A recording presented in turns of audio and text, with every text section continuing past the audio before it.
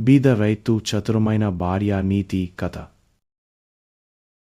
ఒకప్పుడు ఒక ఊరిలో రామయ్య అనే బీద రైతు తన భార్యతో కలిసి జీవించేవాడు. అతడు ఎంత కష్టపడినా సంపాదన సరిపోదు, అప్పులు పెరిగిపోయాయి.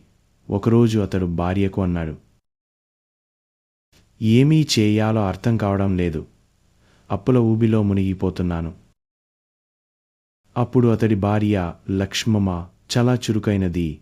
ఆమె అన్నది, ఒక పని చేద్దాం, మన దగ్గర ఉన్న చివరి నాణెంతో కొంత గింజలు కొని నేను వాటిని పండించి అమ్ముతాను. నమ్మకంగా ఉంటే మన పరిస్థితి మారుతుంది. రామయ్య అంగీకరించాడు. ఆమె కష్టపడింది. మట్టిని త్రవ్వి మంచి ఎరువులు వేసి విత్తనాలు వేసింది. కొద్ది రోజుల్లో పంట బాగా వచ్చింది. ఆమె వాటిని మార్కెట్కి తీసుకెళ్లి అమ్మింది. మంచి లాభం వచ్చింది. ఈ విధంగా ఆమె స్వయం సహాయక గ్రూపు ప్రారంభించింది. ఇతర మహిళలకు కూడా ఉపాధి